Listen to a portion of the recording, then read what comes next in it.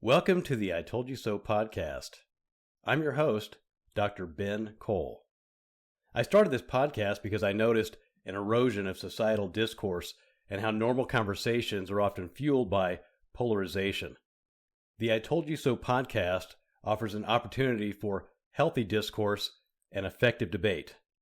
I select topics to discuss and debate with listeners and guests of the I Told You So podcast. Listeners and guests predict what will happen in the future. I track predictions and announce who predicted accurately when those predictions become true. The podcast offers topics where listeners and guests can discuss and debate with the goal of predicting the future so they can proudly say, I told you so. My guest for this episode is Kristi Straw. Kristi Straw is an innovative leader and visionary with over 20 years of experience shaping the future of Fortune 500 companies. As the founder of Lighthouse Leadership Consultants, she has pioneered transformative approaches like the Insight Method for change management and the MAP framework for future-proofing leadership. Known for her dynamic expertise and compassionate approach, Kristi blends strategic thinking with a rebellious spirit, inspiring teams to embrace mastery, autonomy, and purpose. A strategist by mind, rebel at heart, and unicorn in spirit, Kristi continues to redefine the narrative for aspiring leaders and organizations ready to embrace transformative change. Kristi, thanks for being a guest on the I Told You So podcast. We talked about the evolution of leadership in the first episode that we recorded together. Today's episode in this three-part series, Future Proof Leader, the MAP to Next Gen Success. That's the name of the series, but this next part will discuss segment 2. And that segment 2 is called Aligning Leadership with Workplace Futures. So Kristi, let's start the conversation with this question. Can you predict how integrating new technologies and remote work will challenge leaders in the near future? Sure. Well, thanks for having me, Ben. It's a pleasure to see you again. Yeah, I can predict, absolutely. And I feel a little guilty because it's not so much a prediction, honestly, as much as it is a what's currently happening. I recently presented on a webinar yesterday, specifically for 75 executive leaders in the human resources space. And what we learned and what the conversation really entailed was this is already taking place.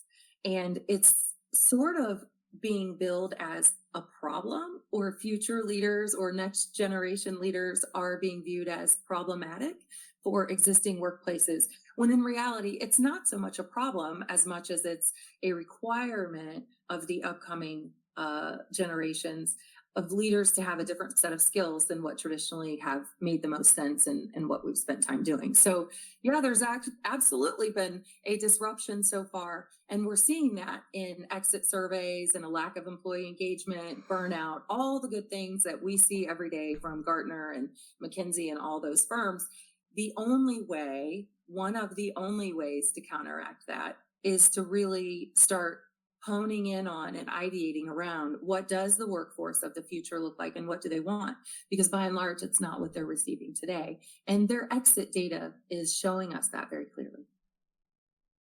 Yeah, so let's talk about how you actually foster a culture of continuous learning. So Sure. with your experience in doing this, maybe expand on that and give us some information about that. Absolutely. So there's a few things, that are really avant-garde, innovative ideas. Continuous learning and workforce development is something that I like to say, it's the new pension, Ben. It's the whole new pension, because it's what employees of today will carry forward into the future. And it's more valuable than any retirement plan, of which there's a lot of employers who have limited what they're contributing to a retirement plan anyway. And so when I try to talk to leaders, and when we had this call with those 70 leaders yesterday, this was a huge sticking point. Developing a continuous learning culture is no longer an option. It's no longer a nice to have. It's a business imperative, actually. And so, an idea that I've had, and one that has gained a lot of traction recently with the clients that I consult with, is creating a skill swap shop, which basically is an opportunity for peers and employees to come together and teach each other skills that they excel in that may have not a lot to do with their day job. From coding to public speaking, it's a peer-to-peer format which enhances cross-disciplinary school skills and team bonding. The other thing that I'd like to mention about remote work and leadership and all of those things that come into play is that augmented reality isn't just for gaming any longer. It's the next meeting room. And so imagine troubleshooting a problem, shoulder to shoulder with a colleague who's halfway across the world, actually, but it feels very real. And so my out of the box idea for that, and the group was excited about this yesterday as well, is propose the concept of virtual office hours, where leaders can use VR to create an open door environment, remote team members can walk in for real-time conversation, and then maintain spontaneity and accessibility to physical office interactions. Now, there's not a lot that we can do about the fact that the workforce, by and large, as you've seen and as the studies have shown, would really prefer not to have to go back into the office full time. It sounds like a lot of organizations are really settling on that hybrid model, which is great and which is a requirement for future-proof leaders and workplaces. But the idea that I have here is, what are we doing about taking it a step further? I used to run thousands of people in a call center. And so the big thing that we were talking about at the time was gamification. How do we make this fun? How can peers compete against one another? And that's just another iteration of a virtual reality meeting room and creating places such as a skill swap shop that will benefit and boost learning within the organization and also create a sense of belonging. The final thing that I'll say about that, because I'm interested in your thoughts here, is that when we allow people a space and a safe container to share their ideas and share their other skill sets that may not have a lot to do with their day job, a lot of times we find a significant amount of transferable skills, or we find that somebody may have a hobby in coding and holy cow, they're actually quite good at something that we may need on the coding or IT side. It's not uncommon. And more than anything, it really helps create a sense of belonging inside of an organization that's trying to create inclusion, because those are two different things. Yeah, and I think we'll talk more about inclusion and flexibility here in a little bit. But you asked me to kind of give some input on this. I think what you're saying does meld really well with fostering a culture of continuous learning. But also at the same time, I think that opens up with what you talked about earlier, just embracing this digital transformation. So I think that's really a big part of the workforce in the future, and getting people to understand that we are going to have this exponential growth in technology. And so how do we embrace that? And then how is that actually going to help us with our actual relationships with people? So that's one thing I hope that we don't really get away from, is that the technology takes over and we forget that we have relationships to build with people, and we have skills and abilities that we still can contribute to the workforce. And so putting those two together, I think what you have said, Ben, is absolutely spot on as far as upskilling, reskilling, because a data insight that I found recently is the World Economic Forum. They're actually predicting that 50% of all employees, that's half of the workforce, is going to need reskilling within the next 18 months. Due to technological advances, right? The statistic highlights the urgency and the importance of fostering a learning culture. And so it's interesting and curious that you would mention that as well, because I find it a little bit scary to think that organizations that primarily already struggle with reskilling, upskilling, learning and development, and then you've got that messy middle group of leaders that barely get any development, the whole entire workforce, according to this study, within the next 18 months is going to require upskilling and reskilling. And I just don't think most traditional modern workplaces are prepared and ready for that heavy lift. That's right. And so maybe that leads us into our next point of discussion, and that's That's how do we prioritize inclusivity and flexibility? So maybe you can comment on that. Sure, I would love to. So, inclusivity and flexibility are not mutually exclusive, right? There's a really beautiful Venn diagram that everyone's imagining where there's this blend. And so Gartner is a organization that put out a survey that recently found that inclusive cultures have 12% more employee productivity, and they're 1.5 times more likely to see sustained profitability growth. And so this can't stress or underscore the importance, I don't think, any heavier than the business case for inclusivity. The problem lies in the fact that our talented HR folks and our leaders at the helms of organizations, they're looking at as, well, everybody's invited. We put out a message for Pride Month. We had a seminar for mental health. What more could we want? We're an inclusive culture. And the fact of the matter is that just doesn't cut it anymore. So really what employees want is a sense of well-being holistically and belonging. And one of the first things that I think help create a more inclusive culture is really busting this idea of work-life balance. That's not even real. It's not even attainable. And so if I could give one takeaway for anybody who's listening today and might happen to be a people leader or somebody in an influential role, we absolutely have to start changing the narrative around work-life balance. There is no balance. It's an integration. What we're actually seeking for is to integrate our outside of work life with our inside of work life. And really, the most foundational, fundamental way that I've seen for organizations who have been successful in creating cultures of care and creating inclusive environments are people who stopped using words like we're a family here. No, we're not. You do not fire your family. Please stop saying that. It gives me the ick. Okay, that's a very younger generation term. That's from my kids. You're all very welcome. It gives me the ick. But what I'm saying is that gives the majority of people an ick. If you're referring to your organization as a family, that's a problematic. I'm not trying to go to work with my family every day, but I do want my family life to be integrated into my work life. And until we figure out the balance of that, inclusivity is just going to be another buzzword.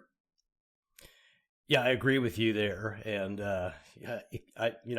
it is funny because I come from higher education, and I've been on the campus of 287 different universities, and that's worldwide. But I've been to a lot in the United States, and I look around at the banners they have, and so many universities say we're a family, we're a family. So many businesses say that, and and family's great and all, and love mine.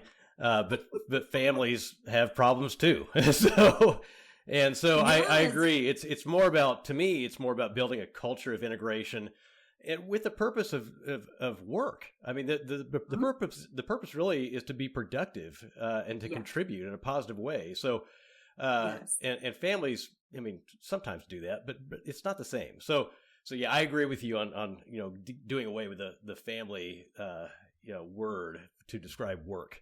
So, so I appreciate your words, especially tying in the embracing of digital transformation while fostering a culture of continuous learning, and then also how do we do that while we prioritize inclusivity and flexibility, and I would even add adaptability as well. So.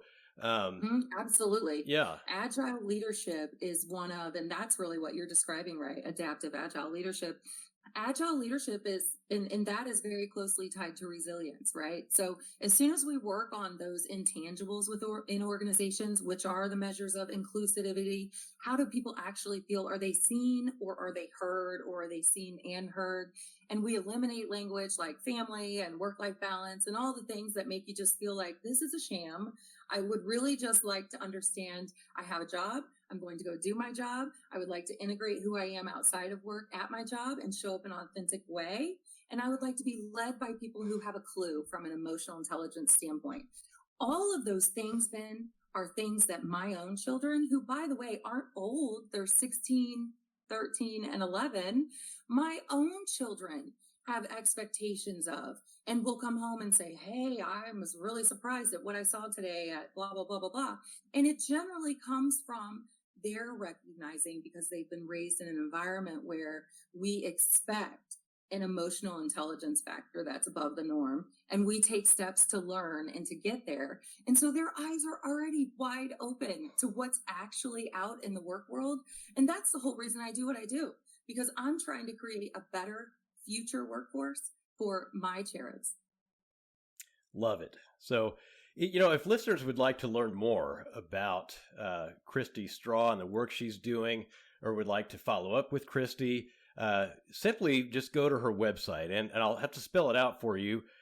It's Lighthouse Leadership Consultants. So it's maybe I won't spell it out. I mean, hopefully you can spell that. I was not thinking when I chose that business name. I need everybody to know that was a bad decision. But well, yes, Lighthouse Leadership Consultants. That's right, and I'll put that in the program notes and the episode notes as well, so you can just click on it and go to it. So, but it is all one word: LighthouseLeadershipConsultants.com. And then you can call her, or I assume you could send a text message too. I'm not sure, but it's 704-665-7151. That's 704-665-7151. Or I think you can probably visit her on our social media channels and then find her on LinkedIn as well. So because this podcast is about predicting the future, my questions to those listening are, what emerging technologies do you believe will have the most impact on remote work and leadership? The other question I have is, how do you see continuous learning becoming integral to future workforce development? And then, in what ways do you think leaders can foster better inclusivity and flexibility in a hybrid work environment? So I'd like to know what you think about those questions, and I'm sure Kristi would too. So I gave you information about how to contact Kristi. I'll give you my information. So you can text or call me at 1-785-473-3721. That's 1-785-473-3721. Or send an email message to me at ITYS@BenKohlITYS.com. And that's all one word. That's ITYS@BenKohlITYS.com. Or post on any of my social media channels. If there is another podcast platform you prefer, let me know that too. So you can go to the I Told You So podcast at BenKohlITYS.com, and you can go there, connect with me, and you can get merchandise. So you can choose from shirts and hats and hoodies and coffee mugs and lots of other items. The I Told You So podcast, at least I hope, is a space for healthy discourse and effective debate with the goal of predicting the future so you can proudly say, I told you so. Also, if your business or organization is interested in advertising on the I Told You So podcast or reaching out to Kristi, you can do that. So please let me know or let Kristi know. So thanks for tuning in to the I Told You So podcast, and thanks again to my guest, Kristi Straw.